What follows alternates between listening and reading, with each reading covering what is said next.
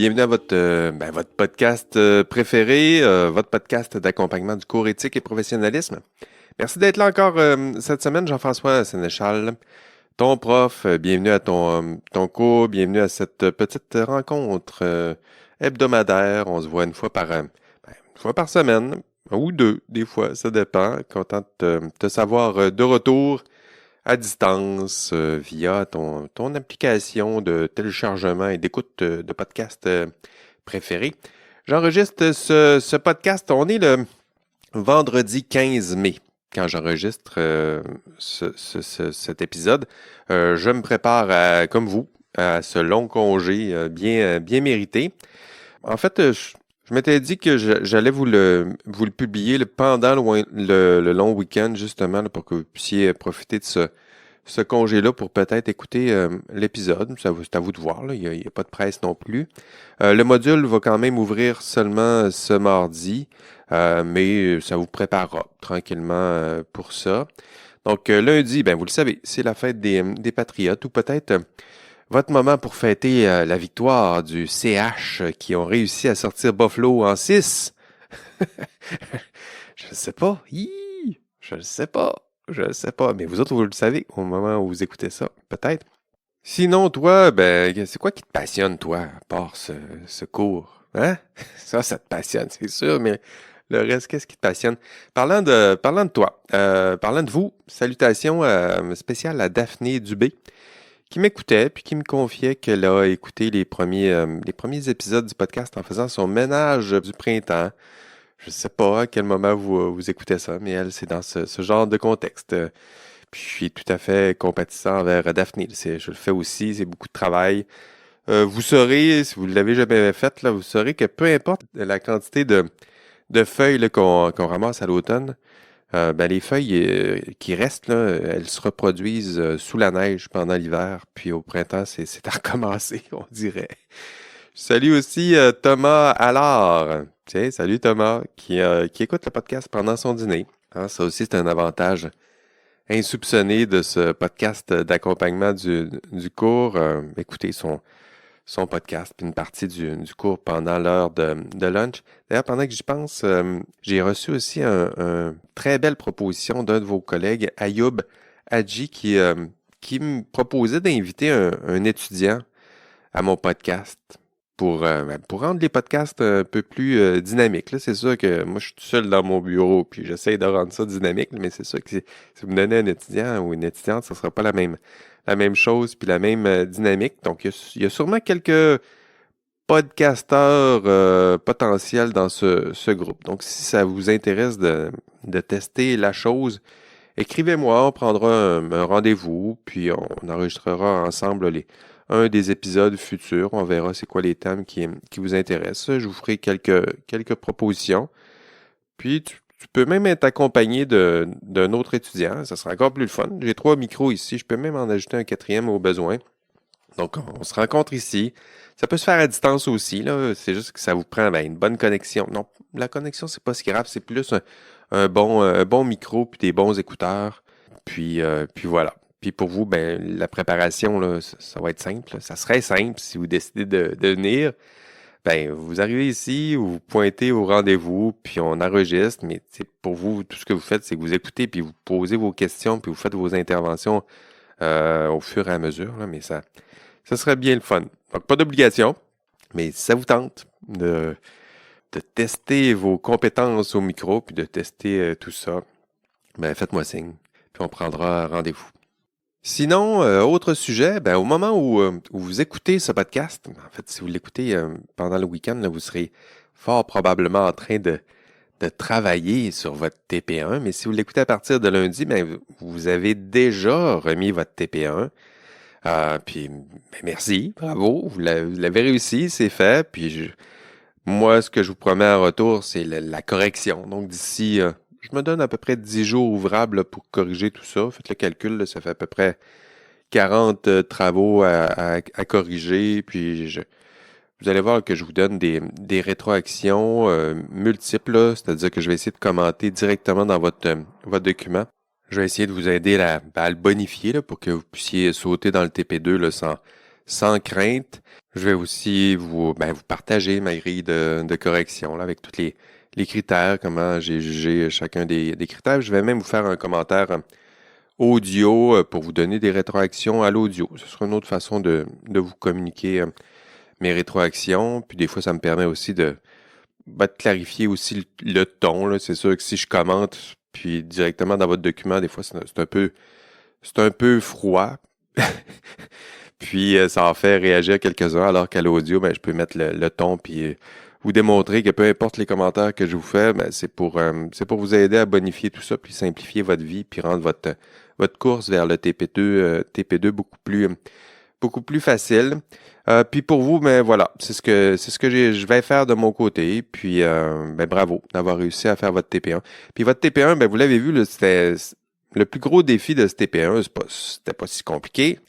Le plus gros défi, vous l'avez vu, c'est un défi de gestion d'équipe. Là, vous assurez que tous les membres de l'équipe sont actifs, sont engagés, puis ceux qui sont moins actifs, puis pas du tout engagés. Donc c'est le moment. D'ailleurs, attendez pas à la fin de la session là, pour me signaler des problèmes de participation ou de gestion d'équipe. Là. Dès que vous constatez un petit problème, faites-moi signe, puis je vais vous accompagner, puis on va s'assurer de corriger rapidement le problème là, de façon préventive. Là. Attendez pas à la fin là, du TP2 pour me dire qu'il y avait des gros problèmes, puis là, il y a des points d'exclamation dans tous nos courriels échangés. Là, c'est jamais la bonne façon de faire. Donc, dès que vous constatez des petits problèmes, faites-moi signe. Même pour des étudiantes qui participent un peu moins, là, faites-moi signe tout de suite. Habituellement, je les relance, puis le problème se corrige rapidement. Sachez aussi que le TP2, il va être pas mal plus long.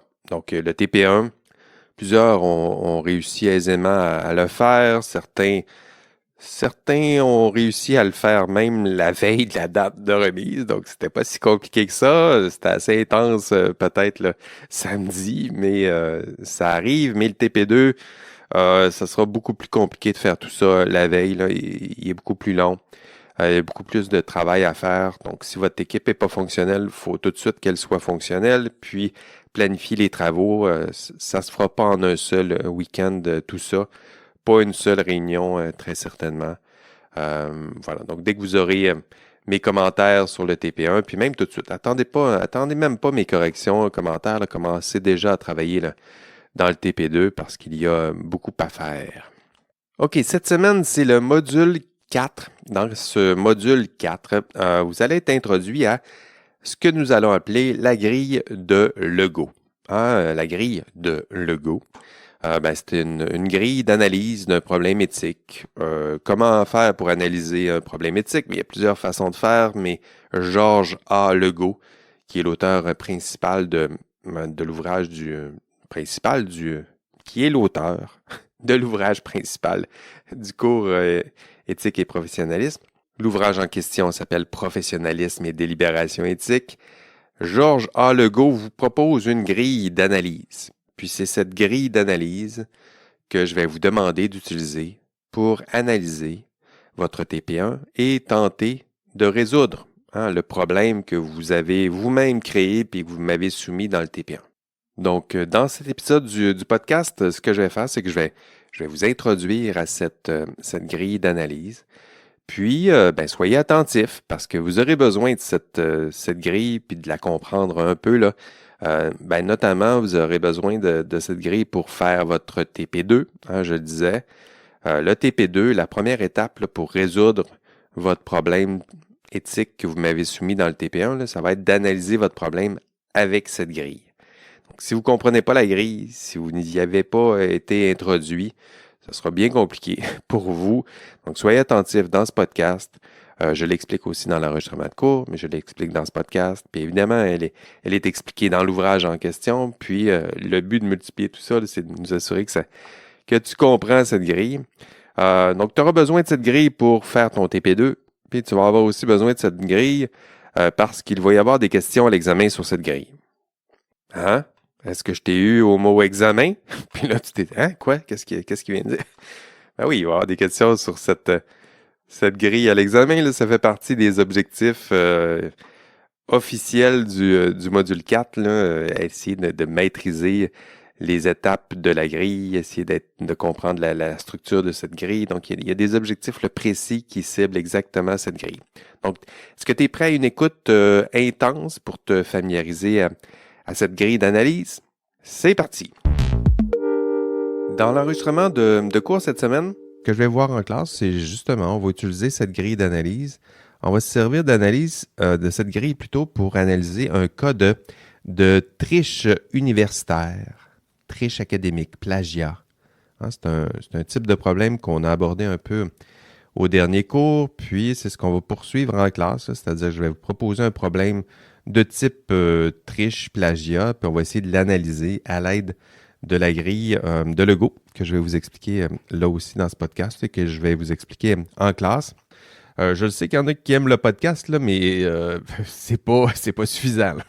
Donc, faut écouter aussi les enregistrements parce que, évidemment, il y a des redites, là, vous le voyez, entre le podcast puis le cours, mais en même temps, ces redites-là là, vous permettent là aussi de mieux comprendre le contenu.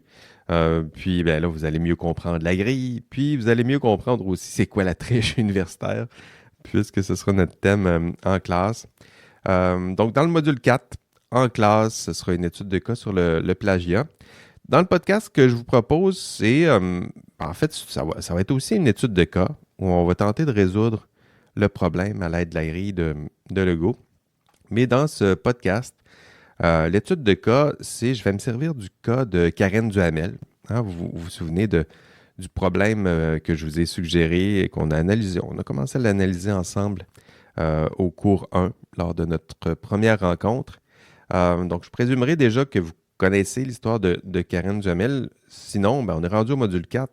C'était au module 1, ça serait le bon moment de replonger au module 1 et de l'écouter au moins une fois, là, cette vidéo de Karen Duhamel.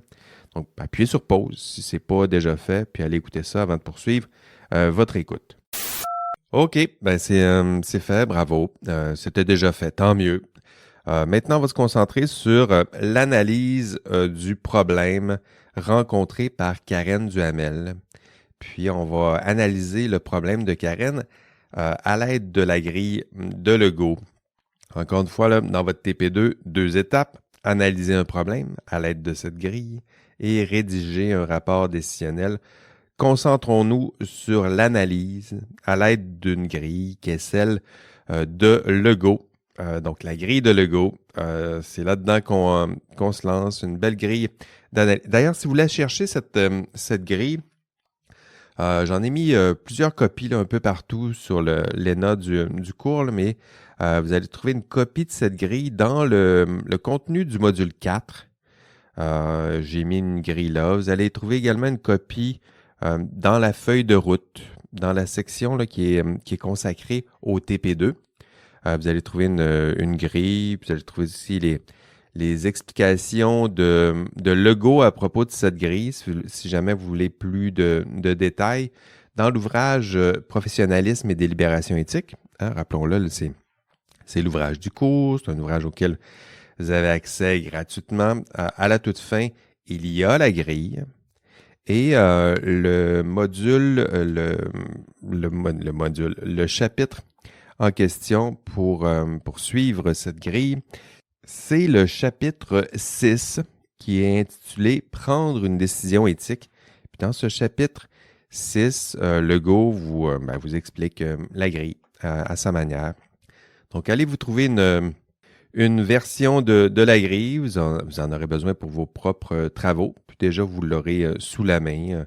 Téléchargez-la sur votre PC, sur un disque dur, à quelque part, là, pour pouvoir y avoir accès aisément. Puis une fois que vous avez ça, vous pouvez résoudre tenter d'analyser votre problème TP1 à l'aide de cette grille. Mais là, je n'ai pas votre TP1. On va se concentrer plutôt sur le problème de Karen Duhamel. Puis on va tester la grille, si vous me le permettez. Résumons les faits peut-être. Vous allez voir dans la grille, la première chose qu'on vous dit, c'est recenser les faits. Hein? C'est la première partie de la grille. Puis je me permets de vous résumer peut-être le cas de Karen Duhamel, à quoi ça ressemblait son problème. Là, si vous venez juste d'écouter la vidéo, pour vous, c'est frais en votre mémoire, là, mais Si jamais, ben, ça fait quelques semaines déjà que vous l'avez écouté la vidéo, je me permets de vous résumer les faits. Karen Duhamel, ben, d'abord, elle est ingénieure. Elle était ingénieure, elle est toujours ingénieure d'ailleurs. Et ben, elle s'est sortie de l'université, comme vous, là, elle était à l'université, puis là, elle cherchait, elle avait fait ses stages, puis à la fin de son stage, ben, elle a trouvé un beau boulot dans une grande firme de génie conseil. Pour elle, c'était Génivard, hein, Génivard qui est après devenu WSP, qui après la commission Charbonneau, c'est ça, c'est devenu WSP, parce que des fois, il faut repartir sur de nouvelles bases avec un nouveau nom. Et Karen Duhamel, sur le chantier de réfection de l'autoroute, pour elle, c'était l'autoroute 40, me semble-t-il. Karen avait remarqué de drôles de calculs dans les quantités. On lui demandait de saisir des quantités posées, puis ça correspondait pas vraiment aux quantités qu'elle pouvait estimer grâce à ses calculs, ses mesures, les mesures de ses arpenteurs. Comment se fait-il qu'on pose plus de matériaux que théoriquement, on devrait être capable d'en poser? Hein? Si on pose plus de matériel sur une rue, qu'est-ce qui se passe? Ben, il y a une bosse dans la rue.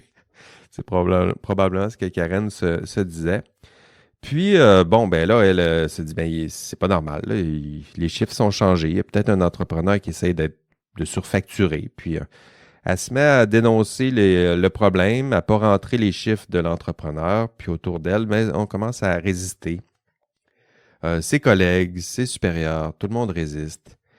Puis, ben, elle commence à paniquer un peu. Qu'est-ce qui se passe? C'est quoi les liens entre mon employeur et cet entrepreneur? Puis, pourquoi on refuse d'entrer les bons chiffres, hein, les bons entre guillemets. En tout cas, mes chiffres ne fonctionnent pas. Puis là, elle remarque de drôles de relations. Elle remarque qu'il y a de l'argent liquide qui circule. Tout ça, à partir du moment où on se met à ouvrir les yeux puis poser des questions, on remarque bien des choses. Puis Karen se met à remarquer toutes sortes de problèmes autour d'elle. Elle s'adresse à ses patrons. Ses patrons résistent. On va la tabletter. On va lui dire, ben, tu sais quoi? Reste dans ton bureau, fais d'autres choses de plus plates, mais au moins dérange-nous pas. Puis ça, c'est ce qui se passe. Hein? Ça, c'est les faits. Karen est capable de documenter plusieurs choses. Les chiffres, les mauvais chiffres, ses chiffres. Elle pourrait garder des traces de tout ça. Et ça fait partie des faits. Et maintenant, si on poursuit l'analyse de ce problème, disons que c'est notre TP1. Ça, c'est pas ça, le TP1. En fait, le vôtre, typiquement, il devrait être encore plus concret et plus fréquent, je dirais. Du moins, ça faisait partie de mes critères. Mais faisons comme si ce beau TP1, c'était le vôtre. Et ben, on va poursuivre l'analyse à l'aide de la grille de Legault. Et on va se prendre un 30 minutes ensemble pour réfléchir à tout ça. Ben, c'est un luxe que Karen n'avait pas, là. C'est-à-dire se prendre du temps pour réfléchir tranquillement à un problème, là. Pour vous, c'est assez relax comme exercice. On n'est pas dans le même genre de stress et de pression que Karen a dû rencontrer, mais ben, c'est ça, vous êtes en train de vous former. Alors pourquoi pas se prendre ensemble 30 minutes pour réfléchir à un vrai problème, qui est celui qu'a rencontré Karen Duhamel, mais on va essayer de l'analyser à l'aide d'une grille, une grille d'analyse, la grille de Legault. Il y a 4 phases dans cette grille. La première phase, je les nomme, là, prendre conscience de la situation. La phase 2, clarifier les valeurs conflictuelles. La phase 3, prendre une décision raisonnable.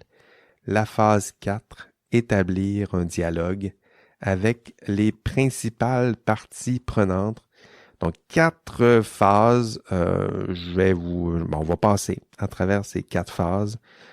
30 minutes, ça se peut que ce soit un peu long, là. Je vais mettre quelques petits bumpers audio là, pour marquer comme ça le pas. Là. Ça vous démontrera que ça donnera un signal que, bon, au moins, on en a fait une phase, on passe à un autre. Tiens, premier bumper. Did you know that people with guilty consciences are more easily startled by loud noises? OK, la phase 1. Commençons par la première. Hein? Legault nous dit on on va prendre conscience de la situation. Ce qu'il veut dire ici, c'est qu'on va s'attarder sur les faits. Hein? Prendre conscience, c'est ça, là, la première phase, c'est sur les faits. C'est la plus longue, puis c'est normal, là, une belle décision éthique, une belle réflexion, ça part d'abord des faits, de recenser les faits, de voir ce qu'il en est. Première sous-étape, Legault vous dit on va inventorier les principaux éléments de la situation. Donc, pour le cas de Karen Duhamel, si on se prend une feuille, là, puis on se met à écrire les principaux éléments, on va dire que Karen, elle constate quoi autour d'elle? Il y a ses feuilles de calcul, il y a des traces dans le système. Donc, prendre en note là, tout ce qu'elle peut constater de visu et documenter tout ça. La deuxième sous-étape, Legault vous dit, on va recenser les faits, ce qu'on peut constater. Mais en B, on va aussi essayer de formuler le dilemme de façon très synthétique. Legault vous dit, si vous hésitez, c'est parce qu'il y a un dilemme. Essayez de le formuler de façon très condensée. Là. Pour Karen, à quoi ça ressemble son dilemme? Au tout début, là, elle voit les différences de calcul, elle constate les faits, puis elle se dit, est-ce que d'un côté, je pourrais entreprendre des démarches là, pour poser des questions, pour résoudre ce problème? Puis pourquoi? On le sent, c'est peut-être par souci d'intégrité, d'honnêteté, il y a quelque chose qui cloche. Ou l'autre décision contraire, c'est de ne pas faire ces démarches-là, de ne pas poser des questions, de décider de se taire, parce que dans le texte sous-jacent, là, ce qu'on voit, c'est que il y a peut-être la peur de représailles ou l'impression de manquer de solidarité peut-être envers ses collègues, le sentiment de ne pas être assez solidaire ou loyal envers son employeur. Donc c'est ça un dilemme. Hein? On le formule comme ça, là. Essayer de bien voir la tension éthique qui est à l'œuvre, là. Deux bonnes décisions. À gauche, c'est bien. À droite, c'est bien. Puis, on essaie de coucher ça sur papier, là, voir c'est où que ça achoppe tout ça. Là. Pourquoi j'hésite à ce point-là? La troisième sous-étape, nous dit Legault, c'est de résumer la prise de décision spontanée. Donc, Legault, il vous dit, tu as un dilemme sur ta feuille de papier, là, écris ta décision instinctive. C'est important de voir d'où on part. Ça ne veut pas dire qu'il faut arrêter là, bien au contraire, hein, il va vous inviter à analyser, réfléchir, décortiquer tout ça, mais d'abord savoir d'où on part. Instinctivement, là, où j'en suis. Pour Karen Duhamel, peut-être qu'instinctivement, son réflexe, ce serait peut-être de se taire, peut-être, ou de se sauver à la course, peut-être.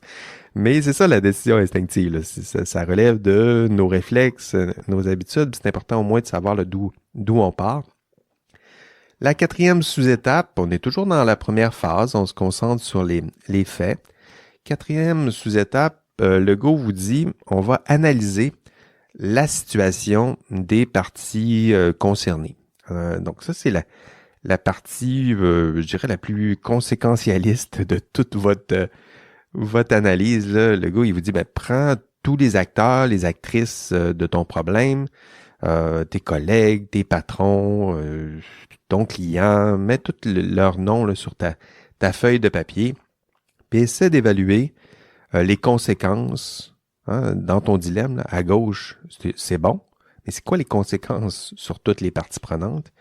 Puis à droite, c'est bon aussi, mais ça serait quoi les conséquences sur toutes les parties prenantes? Hein? Pour Karen, les parties prenantes, là, c'est du monde. Là. C'est Yannick Gourde qu'elle a mentionné, son patron, Monsieur Semidjian, l'entrepreneur en question, le MTQ, le public. Hein? Il y a du monde, puis à chaque fois qu'on prend une décision, à gauche, à droite, quand on tranche le dilemme, il y a des conséquences positives et négatives sur chacune des parties prenantes. Puis quand vous allez faire cette analyse-là, là, je sais qu'il y en a plusieurs qui aimaient bien le conséquentialisme, là, mais là, vous allez l'haïr, le conséquentialisme, parce qu'il faut tout mettre ce monde-là sur une carte, sur une feuille plutôt. Puis c'est long, là, faire la liste de toutes les conséquences positives, négatives, les conséquences graves, moins graves, probables, improbables, peu probables. Puis on se tanne vite, je dirais, de faire tout ça, mais il faut quand même prendre le temps de le faire. Peut-être pas de faire toutes les conséquences, parce que sinon, vous n'arrêterez pas sur toutes les parties prenantes. Vous allez voir qu'il y a beaucoup de monde impliqué, mais peut-être les principales parties prenantes sur les principaux acteurs. Hein, donc, les principales conséquences plutôt sur les principales parties prenantes. On peut se contenter, je dirais, de ça. Et on est rendu dans la 5e sous-étape. On est toujours dans la phase 1. Legault vous dit on va analyser la dimension normative de la situation. Puis ça aussi, c'est important. Hein, quand on prend une décision, on va regarder, c'est quoi les lois, les normes qui encadrent ce genre de problème. Hein, Karen Duhamel, là, c'est quoi les lois, les règles, les normes qui encadrent un problème de ce type? Là? Quand on constate que les quantités déclarées ne sont pas les mêmes que j'ai à entrer dans mon système, c'est quoi les normes, c'est quoi les règles, qu'est-ce qu'on s'attend, c'est quoi mon contrat de travail, qu'est-ce qu'on exige de moi, qu'est-ce que mon code de déontologie me demande de faire, c'est quoi les règles en matière de comptabilité, qu'est-ce que je peux faire, qu'est-ce que je peux pas faire. Donc, trouver les lois, les règles, les codes qui encadrent tout ça. Là. Puis je dirais que pour certains, c'est une étape que vous n'êtes pas toujours bien formé en cette matière. Là.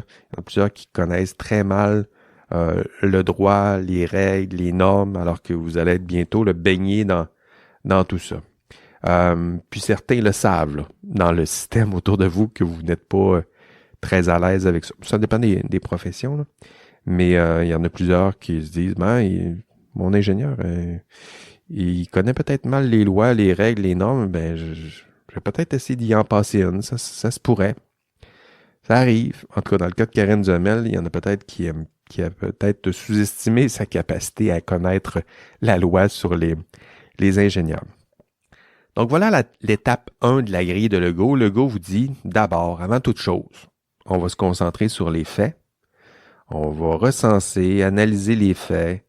On va cerner le dilemme. On va penser aux conséquences. On va essayer de recenser les lois, les normes.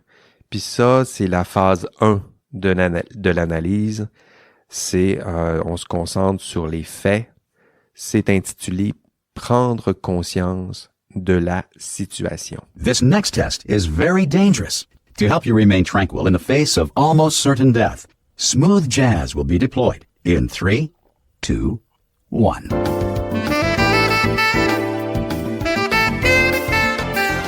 OK, phase 2. On a analysé les faits. Après avoir analysé les faits, Legault vous dit on va clarifier les valeurs en conflit. Hein? Donc, Legault vous dit les faits, c'est important, mais là, c'est un problème éthique. C'est parce qu'il y a des valeurs d'impliquer.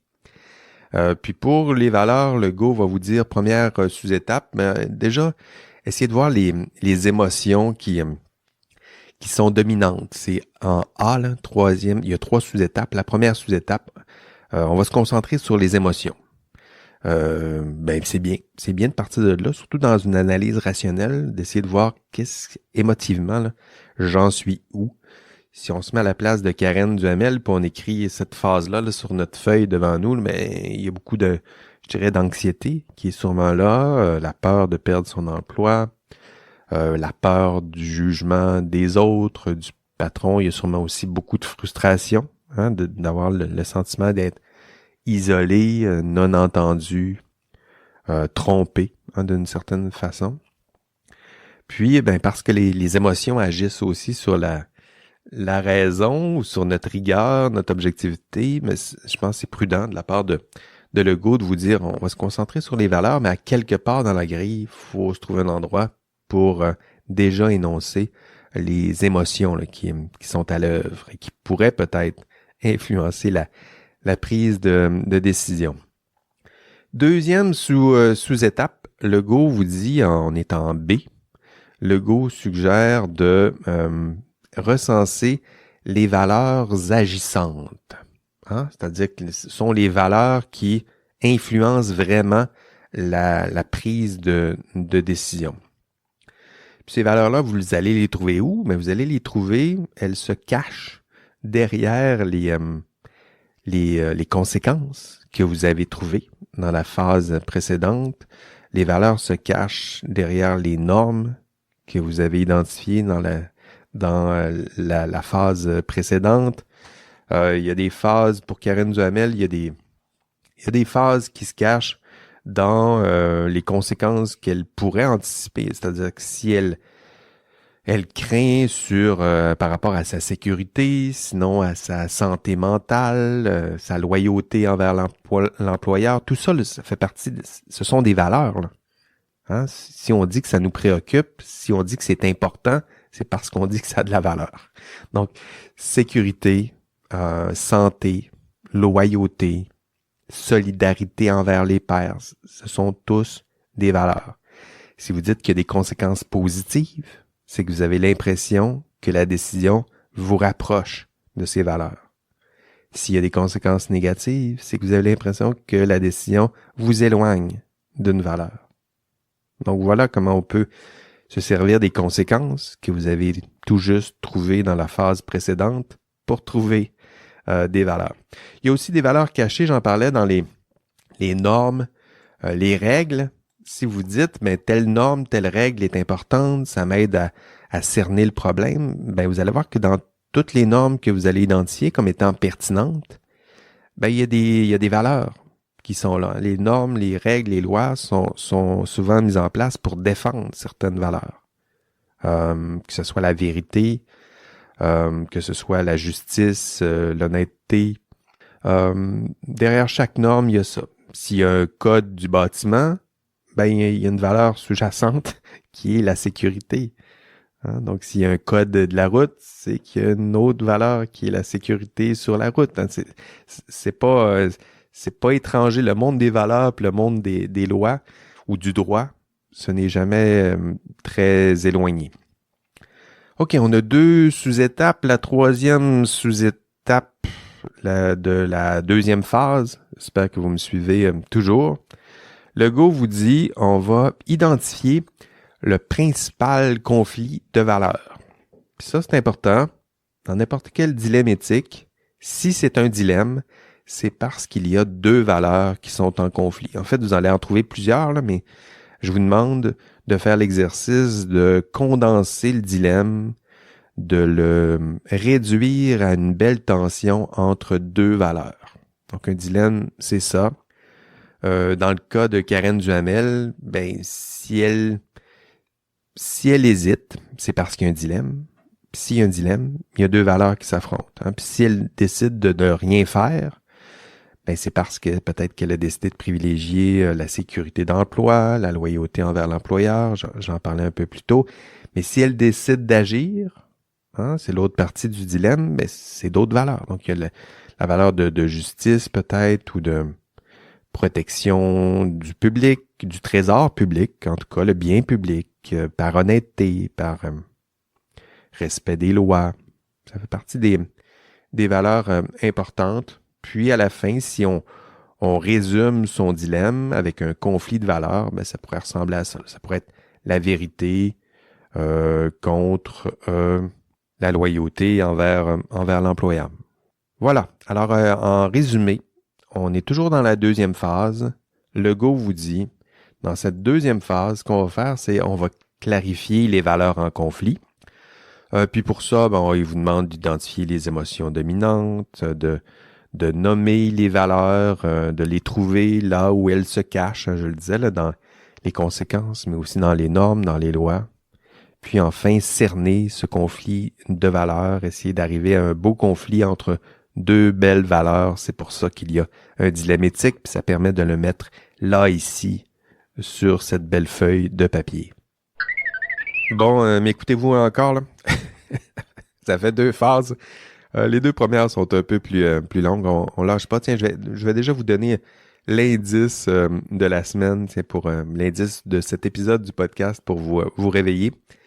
L'indice cette semaine, ce sera la grille de Georges Auguste Legault. C'est son nom, là, quand on le dit tout au long. La grille de Georges Auguste Legault. OK, on continue. On est rendu à l'étape 3 de la grille de Georges A. Legault. Pour le cas de Karen Duhamel, je vous rappelle là, ce qu'on a fait. On a analysé les faits dans la phase 1. On a identifié le conflit de valeurs dans la phase 2. Et Legault vous dit, dans la phase 3, ce qu'on va faire, c'est qu'on va prendre une décision raisonnable.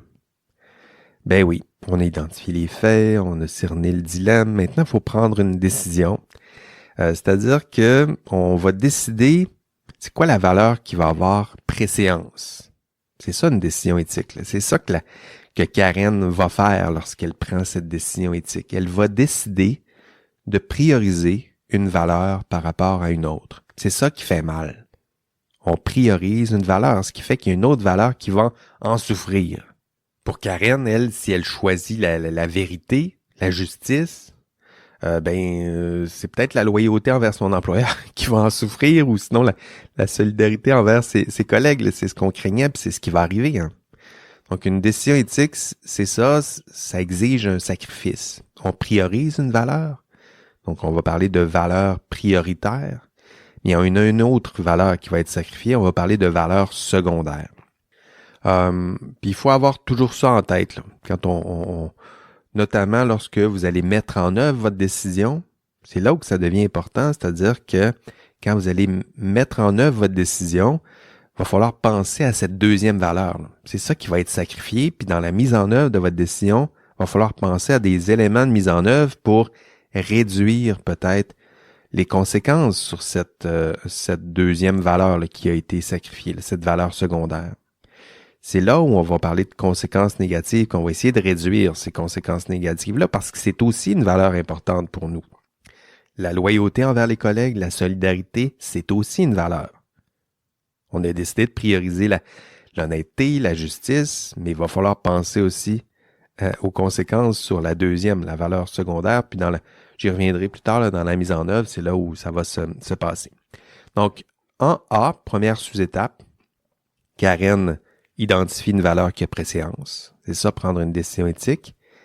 Karen doit ensuite, en B, elle doit penser à identifier un argument, ou quelques arguments qui vont justifier la valeur prioritaire. J'ai décidé de prioriser la loi, la justice, la vérité. Pourquoi? C'est ça, là.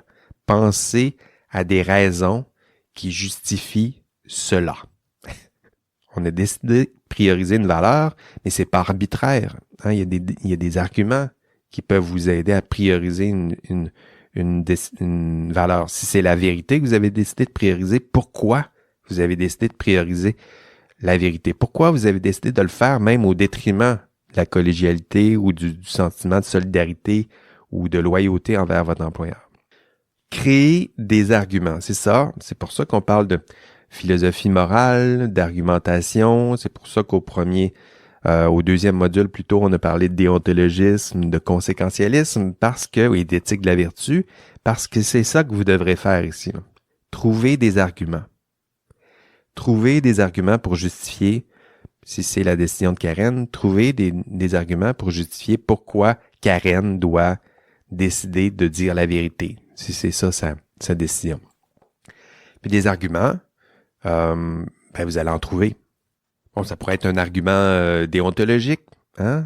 Si on s'inscrit dans le courant déontologique, ce serait de dire, ma décision elle est bonne parce qu'elle est cohérente avec le code de déontologie professionnelle, parce qu'elle respecte la loi sur les ingénieurs, parce que ces lois-là sont là pour donner une certaine forme de stabilité sociale, assurer la justice, la protection du public. Ça pourrait être un argument conséquentialiste en disant cette décision-là, c'est la meilleure parce qu'il y a des conséquences positives importantes. Les voici. Hein. Dans la première phase, vous avez trouvé toutes sortes de conséquences positives. Là, c'est là qu'on les met en valeur ou ça nous permettra d'éviter certaines conséquences négatives.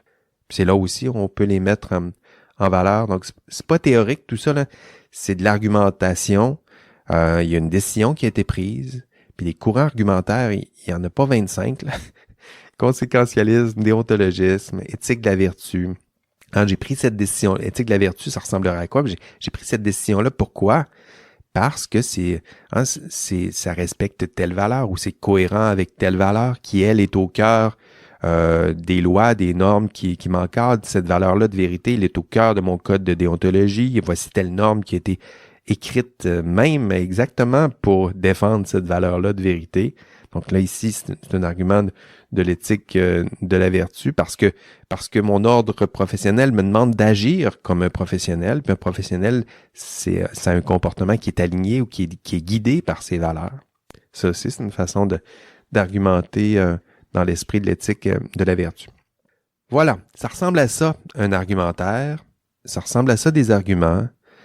C'est pas théorique, on en a fait des arguments là, dans le module 2. C'est juste de communiquer, de se réaligner, de réinvestiguer ce module 2 là, pour trouver les principaux arguments que vous pourriez déployer. Puis en C, on est toujours dans la troisième phase. On va résumer peut-être. Donc, en A, on dit choisir une valeur prioritaire. En B, on dit trouver les arguments pour justifier pourquoi on a priorisé une valeur.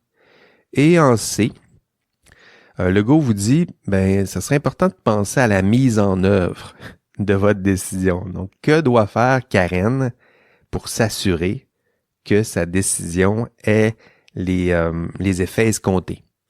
Préciser les modalités de l'action. J'ai une bonne décision, j'ai décidé de prioriser telle valeur, j'ai des bons arguments pour justifier cette décision-là, mais comment je vais faire pour la mettre en œuvre, cette décision-là? Qu'est-ce que je dois faire? C'est quoi les actions que je dois poser? Ça aussi, vous aurez éventuellement, c'est important d'y réfléchir à cette phase, dans cette troisième étape de la phase 3, parce que vous allez avoir besoin de ça aussi dans le TP2 quand je vais vous demander les éléments de mise en œuvre, là. C'est là où vous allez les retrouver. Puis des éléments de mise en œuvre pour Karen, Karen, on le voit là, c'est un peu ce qu'elle a fait, le communiquer avec l'OIQ pour avoir du soutien. Ça fait partie de la mise en œuvre de sa décision. Demander des conseils autour d'elle, demander du soutien juridique. Ça aurait pu être prévenir le MTQ de ses doutes, ou en tout cas, c'est ce qu'elle a fait un peu, partager ses doutes avec celles et ceux qui l'entouraient. Prévenir son employeur de ses démarches, exiger des changements, prévenir les autorités compétentes. Donc, elle a essayé tout ça. Ça fait partie de la mise en œuvre de sa décision. Puis Legault vous dit, cette étape-là, c'est dans la troisième phase, la troisième sous-étape. C'est là où on doit penser aux modalités de l'action qui sera entreprise. Et donc, la phase 3, en résumé, c'est ça. On prend une décision raisonnable. Donc, une décision, on priorise une valeur, on trouve des raisons d'agir, on pense à la mise en œuvre. Dans la phase 1, on a analysé les faits, on a cerné le conflit de valeurs, on a pris une décision, on a priorisé une valeur, on a pensé à la mise en œuvre de notre décision. Donc voilà, on avance déjà un peu plus. You really are doing great. Et quatrième phase, Legault l'intitule « Établir un dialogue avec les parties concernées ». Ici, il parle de dialogue, là, mais je vous dirais que c'est la quatrième phase, c'est un peu ça, mais en même temps, c'est surtout un dialogue avec soi-même. Je dirais que la quatrième phase, c'est une phase d'analyse. On se prend un pas de recul. Puis on réfléchit aux forces et aux limites, je dirais, de notre décision pour éventuellement être capable d'en parler, de dialoguer avec les autres parties concernées. Donc, Legault vous dit, d'une certaine façon, déjà en A, il vous dit, ça c'est son petit jargon, là, faire une réflexion critique sur le caractère universalisable des raisons d'agir. Donc, faire une réflexion, c'est bien. Critique. On regarde sa propre décision, on va l'analyser de façon critique, puis on va essayer d'évaluer dans quelle mesure ma décision, elle est universalisable. Dans quelle mesure elle pourrait être toujours bonne, cette décision-là. Est-ce qu'elle est toujours bonne ou est-ce qu'elle est seulement bonne ici? C'est quoi les critères?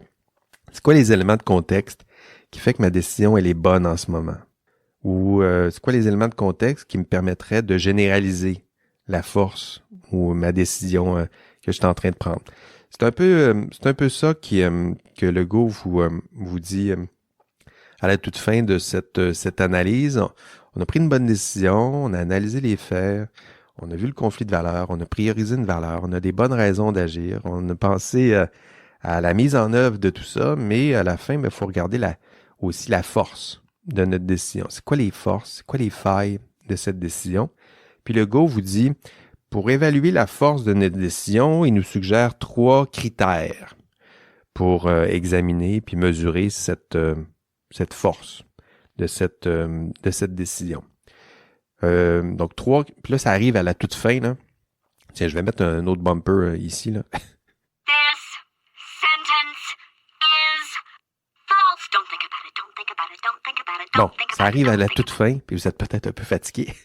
Mais il y a 3 critères, puis ces 3 critères-là sont importants aussi. Là. C'est peut-être les critères les plus intéressants de façon analytique là, quand on prend une décision. Comment on mesure la force de cette décision-là? Il y a plusieurs critères, mais le Go vous en propose 3. Puis je vous invite à être très attentif à ces 3 critères. Le premier, c'est le critère d'impartialité. C'est-à-dire qu'une bonne décision, idéalement, c'est une décision qui pointe vers l'impartialité. Est-ce que Karen, elle est impartiale? Elle prend une décision, mais est-ce qu'elle est impartiale? Vous savez, Karen, elle fait partie, elle est partie prenante au problème. Ça se peut bien que Karen décide de sauver sa peau. C'est probablement la décision que plusieurs d'entre vous auraient prise. D'abord, sauver ma peau. Mais c'est le problème. Quand vous allez arriver à ce critère-là, quand vous allez évaluer dans quelle mesure la décision est impartiale, vous allez arriver au constat que elle peut pas être vraiment impartiale parce que c'est moi qui ai pris dans le problème, puis ça se peut que je décide de choisir mon propre parti, ma propre sécurité. Puis ça vous posera aussi des questions supplémentaires, c'est-à-dire que si vous êtes partie prenante, ben vous êtes un peu en conflit d'intérêts. On y reviendra un peu dans les autres, j'ai un module sur le conflit d'intérêts, mais ça pourrait être tentant de sauver votre peau. Donc comment on fait pour s'assurer que la décision, elle soit la plus impartiale possible? Puis ça, quand vous arrivez à cette partie-là de l'analyse, ben ça vous permettra de penser à d'autres mesures de mise en œuvre. Si je suis partie prenante, est-ce que je pourrais pas faire valider ma décision par une partie externe qui, elle, n'est peut-être pas impliquée et qui donc sera plus impartiale? Donc, critère d'impartialité, super important, s'assurer d'être le plus impartial possible. C'est sûr que la parfaite impartialité, vous y arriverez jamais, mais comment on fait pour qu'elle gagne, qu'elle soit de plus en plus impartiale, qu'elle gagne, qu'elle prenne de moins en moins parti. C'est ce que ça veut dire. Le deuxième critère, le Go vous dit, il y a le critère de réciprocité. Donc, réciprocité, c'est l'idée qu'une bonne décision, c'est une décision qui pense à l'autre. On doit, lorsqu'on prend une décision éthique difficile, délicate, penser à la personne ou la partie qui va subir les contre-coups de notre décision. Puis à ce moment-là, se demander, ces conséquences négatives, est-ce qu'elles sont justifiées? Donc pour Karen, c'est assez simple. Avec la décision qu'elle a prise, il va y avoir des conséquences négatives sur plusieurs personnes. Donc ses collègues, ses patrons, l'entrepreneur en tant que tel. Est-ce que c'est justifié que ces personnes-là subissent des conséquences négatives? Je pense qu'on pourrait dire que oui, il y aurait de très bons arguments qu'on pourrait déployer ici. Mais surtout, ça va lui permettre de bien mesurer peut-être les risques qui sont associés à sa prise de décision. Je me mets à la place de l'autre. C'est sûrement mes patrons qui vont subir les conséquences négatives. Comment vont-ils réagir? Est-ce que c'est justifié? Se mettre à la place de l'autre. Des fois, c'est une personne qui va subir des conséquences négatives sans avoir rien fait de mal. Des fois, c'est des conséquences négatives que subiront des personnes qui ont parfois posé des gestes fort maladroits. Mais c'est ce que le Go vous demande de réfléchir. À la fin, votre décision, pensez à celles et ceux qui vont subir les contre-coups de votre décision. Troisième critère, le Go vous dit, pensez le critère d'exemplarité. Le Go, il va terminer sa grille avec ce critère-là. Donc, il y a un critère d'exemplarité. Qu'est-ce qu'on veut dire ici? C'est réfléchir à la portée et la généralité ou la portée générale, je dirais, de votre décision. C'est-à-dire, le go vous demande en toute fin, est-ce que vous avez pris une bonne décision, vous avez de bonnes raisons d'agir, vous avez de bons arguments. Est-ce que ces arguments seraient valables face à d'autres cas semblables? Donc, c'est une réflexion super intéressante, ce critère d'exemplarité. C'est l'idée d'évaluer la portée de ma décision. Donc, est-ce que cette décision-là peut s'appliquer à d'autres cas semblables? Hein, c'est exactement ce que fait un juge quand il rend son jugement. J'ai rendu ma décision. Maintenant, ma décision, dans quelle mesure est-ce qu'on pourrait l'appliquer à d'autres cas semblables? Puis ça va vous permettre, entre autres, de faire des recommandations. Hein? Quand vous réfléchissez à un problème éthique, à la fin, vous avez pris une décision, puis là, on peut réfléchir à, OK, ma décision est bonne, mais est-ce qu'elle pourrait s'appliquer à d'autres cas qui ressemblent au problème que moi j'ai analysé? Puis oui, à quoi ça ressemblerait, ces problèmes semblables? C'est quoi les critères pour dire que ces problèmes-là sont semblables? C'est quoi les critères ou les arguments que j'ai déployés que je pourrais reprendre pour résoudre ces problèmes semblables? Donc, c'est un beau critère qui est une belle réflexion. C'est un peu méta tout seul, mais c'est important d'arriver à la fin. En tout cas, si on veut faire un peu de philo morale, je prends une décision, je pense qu'elle est bonne, mais à la fin, dans quelle mesure cette décision-là, elle est bonne? 3 critères. Exemplarité, impartialité et réciprocité. Et on serait rendu à la toute fin de la phase 4. Et la phase 4, elle se termine comment? C'est écrit « Formuler et présenter une argumentation complète permettant de justifier sa position ». Puis ça, c'est quoi? C'est exactement l'objectif du TP2, donc le rapport décisionnel, la deuxième phase du TP2, formuler, j'appelle ça un rapport décisionnel pour ça, un rapport dans lequel vous allez formuler et présenter une argumentation complète permettant de justifier votre décision. Donc ça, c'est le rapport décisionnel. Ça s'en vient. On n'est pas encore là, mais c'est à la toute fin de la phase 4 de la grille de Legault.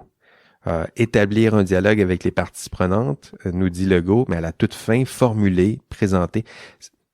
Plusieurs, quand vous allez arriver à la fin de l'analyse, il y en a plusieurs qui vont me dire, j'arrive à la fin, puis qu'est-ce qu'il faut faire là? Ben, vous pouvez juste écrire, voir, rapport décisionnel, parce que c'est ça que je veux à la toute fin. Donc, la dernière étape, c'est ça qu'on va faire. On va rédiger un rapport décisionnel dans lequel vous allez expliquer tout ça. Hein, si votre TP1, disons, si c'était le cas de Karen Duhamel, ben votre TP2, ce serait l'analyse qu'on vient de faire ensemble, que vous pourriez mettre en annexe, et un rapport décisionnel, c'est-à-dire qu'à la toute fin, vous le voyez là dans la dernière phase, un rapport décisionnel de 10 pages, ça va être ça, là, votre TP2. Un rapport dans lequel vous allez décider pourquoi la décision de Karen Duhamel, c'était la bonne décision, c'est quoi ses arguments, c'est quoi les gestes qui lui restent à poser, c'est quoi les recommandations qu'elle pourrait faire pour éviter que ce genre de problème se reproduise, ou pour peut-être des recommandations pour résoudre plus aisément ce genre de problème. Puis vous le voyez là, cette analyse à l'aide de la grille, ce serait à la fin, donc en annexe de votre TP2, et le rapport décisionnel, c'est ça. Là. Vous êtes prêt, dans le fond, à la fin de votre analyse, vous êtes prêt à rédiger votre rapport décisionnel. Expliquer pourquoi votre décision elle est bonne. C'est quoi vos arguments? C'est quoi vos éléments de mise en œuvre? Comment vous allez faire pour mettre en œuvre votre décision? C'est quoi les recommandations? Et ça, je vous expliquerai ça éventuellement quand on arrivera à la rédaction du rapport décisionnel. Pour l'instant, concentrons-nous sur l'analyse à l'aide de la grille. Nice job breaking it, Hero. Voilà, c'est tout. 4 belles phases dans une belle grille d'analyse proposée par Georges A. Legault. Puis pour analyser votre TP1, le beau TP1 que vous m'avez produit et déposé ce dimanche, vous allez devoir l'analyser à l'aide de cette grille, c'est-à-dire que vous allez devoir 1. Analyser les faits, 2. Clarifier les valeurs, Donc, trouver les valeurs qui se cachent là, derrière les conséquences, les normes que vous avez trouvées en 1. En 3, prendre une décision éthique. Donc, prioriser une valeur, trouver des raisons pourquoi on a priorisé telle valeur, penser aux actions que vous devrez poser pour mettre en œuvre cette belle décision-là. Puis à la fin, une belle, donc on dit établir un dialogue réel, là, mais c'est plutôt prendre une distance critique par rapport à votre propre décision. Là. C'est ce que Legault parlait d'universalisation. Là. Essayez de voir dans quelle mesure votre décision elle est universalisable, généralisable, dans quelle mesure elle a des forces et des failles que vous pourriez peut-être colmater.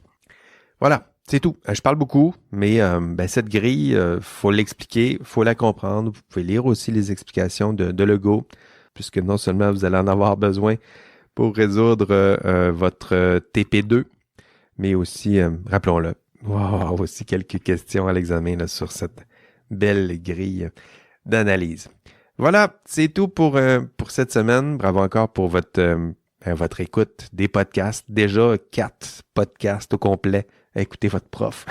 Prenez soin de vous. Allez, bye bye.